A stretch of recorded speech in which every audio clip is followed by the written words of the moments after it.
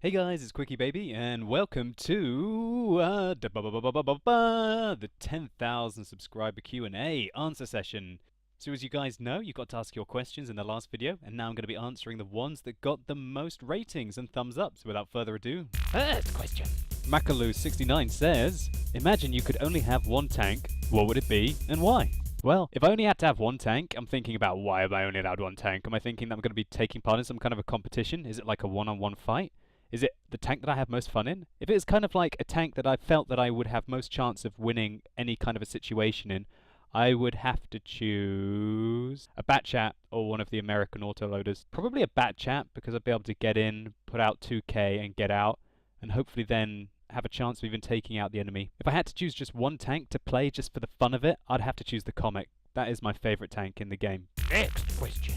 Nicholas Sims says, So QuickyBaby, how much does World of Tanks mean to you, and how has it affected your life?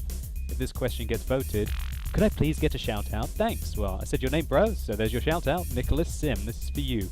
World of Tanks means a lot to me. I've played 16,000 games in the release, and I played quite a few games in the closed beta as well. It has affected my life. I mean, I've got you guys. I've built an epic community basically just off this game. I mean, I learned how to play video games and sort of learn how to present myself and how to speak to people in other communities. I've spent a long time in World of Warcraft, Warhammer Online, lots of first-person shooters, some RTS games. But really, World of Tanks has totally changed my life because I get thousands of people watching me play on my Twitch channel, and I've now got thousands, tens of thousands of subscribers on YouTube. It's amazing. It's definitely changed my life for the better, and I thank you guys so much. Next question. Nice Cuppa says, QuickyBaby, as a newish player with not the best stats, what are your top 3 general tips to improve your gameplay? So 3 general tips. Okay. This is a serious question. 1. Try your best to remain calm in situations, not get overly excited and not get overly angry. If you allow your emotions to control you, it affects your judgment and then you'll play badly. If anyone's played poker professionally or kind of just at like an amateur level, you realize that when you start to allow your passion and your emotions to control your judgment, you'll start to lose a lot of money. And you've got to basically think about that in World of Tanks, that when you start to become emotional and don't harness it positively, then you're going to lose stats, you're going to lose games, and you're just going to get worse. Second tip, know the capabilities of your tank like the back of your hand, and try to learn as quickly as possible the capabilities of the enemy tanks. You have to know how to engage certain tanks to maximize your effectiveness and to minimize their effectiveness. And that's the way to win. So the third tip is think of your health as one of the most important things. You have to remember that when you're dead, you can have no effect in the game. If you guys have watched my live streams, you'll know quite often I say, oh, I've donked out and I'm not in control of this game anymore if I've died. And that's how you've got to think about it. You've got to try and do everything that you can to do the most damage, to get the most kills, to do the most spotting, to do the most distraction, to do the biggest amount of destruction to the enemy team as you can before you die. That's it. Next question. Gamer Dude 934 says, do you do YouTube for a living or is it just a hobby? What did you do as a job before YouTube? Well, firstly, YouTube is not my living. Gaming is not my living by a long shot. Don't make nearly enough money from the advertising. What did I do before YouTube? Well, what I'm doing now, I'm finishing my PhD. I had quite a lot of funding for it. I have used up all of that funding through basically spending as much time as I do playing World of Tanks, which is a bit of a silly thing to do really. But now, at least this helps me to pay some of the bills while I'm finishing my research, and hopefully I'll be Dr. QuickyBaby before the end of the year. Next question. Zodsa88 says, everyone starts as a beginner. Who was your master? Who taught you to play and how?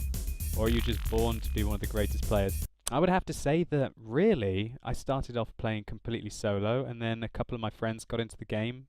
Humph and Monkey, who some of you might remember, but he doesn't really play that much. And then my brother got into the game, Zeons. I haven't really learnt from anyone. I've been playing this game since closed beta, and I've played 16,000 games. I've learnt as I've gone along, and I've developed as the game has developed. And let's be honest, the game has developed a hell of a lot since kind of like the 6.0 stage and even the 7.0 stage. It's a massive advantage to be an older player because you just know all the capabilities of all the tanks, and the more you play, generally the better you'll get. You've got to leave yourself open to learning and open to experiencing new tanks and open to trying out new things. Sometimes you'll find that things work as the maps change and new maps are incorporated, and sometimes you won't. I wouldn't pretend to have mastered World of Tanks. I've got a lot of learning to do left, but I would say that arguably thanks to my gaming background that maybe I'm kind of naturally gifted to play World of Tanks. Next question. RGS Rink says, not a question QB, but a request. Could it be really informative to see a compilation of some of your fails of matches where you did something donkey, where you misjudged a situation, etc., etc., and learn from them? Just in case, in any case, huge thumbs up, blah, blah, blah, blah, blah, blah, blah. Thank you for the very kind words. What I will say to this is that I do fail quite a lot. I would suggest you come in and tune into my live streams if you want to see me failing probably about 1 in 4 games. I probably make a fail. What I classify as a fail maybe is a bit harsher than what some other people would class as a fail. I appreciate that you guys are my YouTube subscribers, and I will try to get more content such as this out for you. Next question. RTW Do TV says, what would you say is the difference between a 1100 efficiency player and a 1850 efficiency player like you? And what would be some of the key things to help out a medium efficiency player get to 1200 to 1300 efficiency? I would say watch videos, pay attention, learn where players go on the map, maximize your damage, your kills, your spotting, and your impact in the game. Make sure you get defending points and not capping points anymore, because capping is basically a way. The only benefit to capping is if you want to win the game to boost your win ratio quickly. It will actually negatively affect your WN6 and your efficiency, because you're basically saying, I don't want the extra damage, the extra everything that is left of the enemy team to take advantage of. One thing I will say, guys, is that I'm planning a new series where such questions like this might be affected, so stay tuned. Next question. LaLuca1803 says, what are you doing for a living? Well, right now, my only income is from playing World of Tanks, basically, from you guys. I'm finishing my research and my PhD, as I've said, and when I finish that, then hopefully either I'm going to try and do this, maybe full-time, depending on how fast I grow, or I'll try and get a proper job somewhere. Next question. So Wish says, seriously now, what's behind the wooden door? That's a deep, dark secret. That's a Unicum secret that I can never really tell you guys. That I am secretly a vampire, and I live in my coffin behind my chair. Little do you know. I've got to keep some secrets from you guys, sorry. Next question. Ezra Hawkins says, what inspired you to make a YouTube channel and start live streaming? I saw that League of Legends was getting so big on Twitch, and I thought, hey, I love World of Tanks. I'm an alright World of Tanks player. I think some people might want to watch me. Little did I know that I'd have 2,000 to 3,000 people watching me for 5 hours a day, 3 days a week. That's pretty crazy, and it's still growing, and hopefully we can keep it still growing. What inspired me to make my YouTube channel?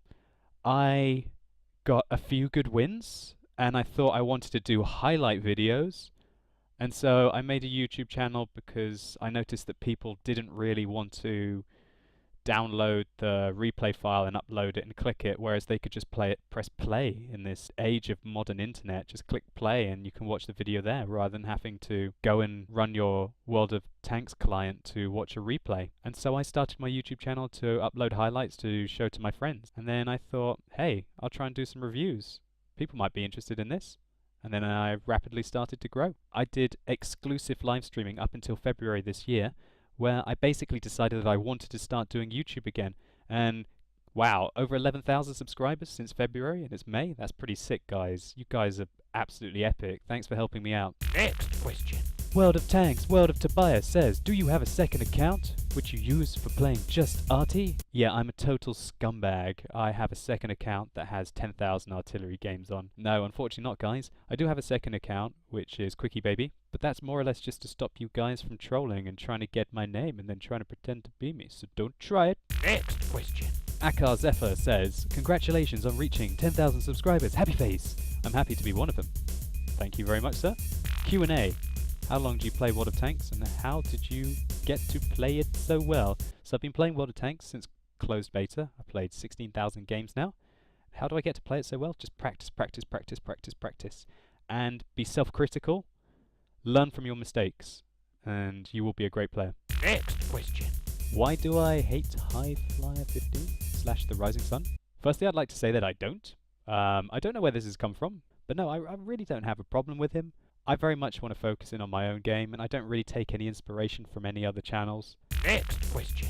So again, quite a few people were asking me about where I get my name from. Okay, this should be a good one. So when I started out playing video games online, like, a long time ago, I was playing Phantasy Star Online on the Dreamcast for the lols, Legend of Mir, Myth of Soma, those kind of games, browsers on the PC and whatnot. I was called Quick Fingers. I had this name, don't know, just came to my head. And I played it when I played Day 1 in World of Warcraft. I played a hunter on, at that point, what used to be Daggerspine server on Europe before it got moved into Kazakh for all of you WoW nerds out there. Anyway, this name progressively became harder and harder to get on the internet and on new World of Warcraft servers. I guess it's really kind of a bit of an obvious name. And so, through a stroke of genius, so one day I was just making a warrior on a new server, and I went, QuickyBaby. And that's how I got my name. Of course, I could just say, why are you known as Quick Fingers? And I could just say, ask your girlfriend. No, that would be a horrible internet troll response, but awkward, awkward. Next question. So quite a few people asked me about how I got to know Ektar and Jingles and Ike. Okay, so let's start from the first person I met, Ike, who I've known since basically WoW was released in 2005. Yeah, we played vanilla WoW together. And then, through a stroke of luck, we got to meet each other in probably like 2008 or 2007 or something, when he came over to stay with me. And that's another story that we'll have to talk about. We went to a wedding together. It was not our wedding, though. It was somebody else's. I'm not married. And especially not married to a Norwegian man. But yeah, no, maybe I'll be revealing more about the Ike QuickyBaby relationship later on. We mustn't mention Siren's sister. So how did I get to know Ektar, who I knew before Jingles? I met him at Tankfest last year, 2012 Tankfest, and I knew he was organising events on the EU forums, and I met him, and then, funny story, on the Saturday, I went on both days to Tankfest. On the Saturday, it was really hard to actually get on the computers to test out the tanks, because at that time they had the Super Pershing and the BTSV, which hadn't even been released or even announced fully or anything, and I managed to make a video of it and then do a review on it before it even started. So maybe some of you even seen that. Ektar was a bit like cheeky. That was sort of like a bit of a leak. But I went home and I made a post on the forums saying, I don't think it was that good, the wargaming thing. There weren't any bonus codes left, and it took ages to get on the computers. So Ektar noticed my name, and then the following day I went and I met him, and I talked to him more, and we got to have banter with each other, and just have a good laugh, and shook hands and that kind of stuff. And then from there on, I've always had a nice friendly jokey relationship with Ektar, and it's a pleasure to play with him on my live streams.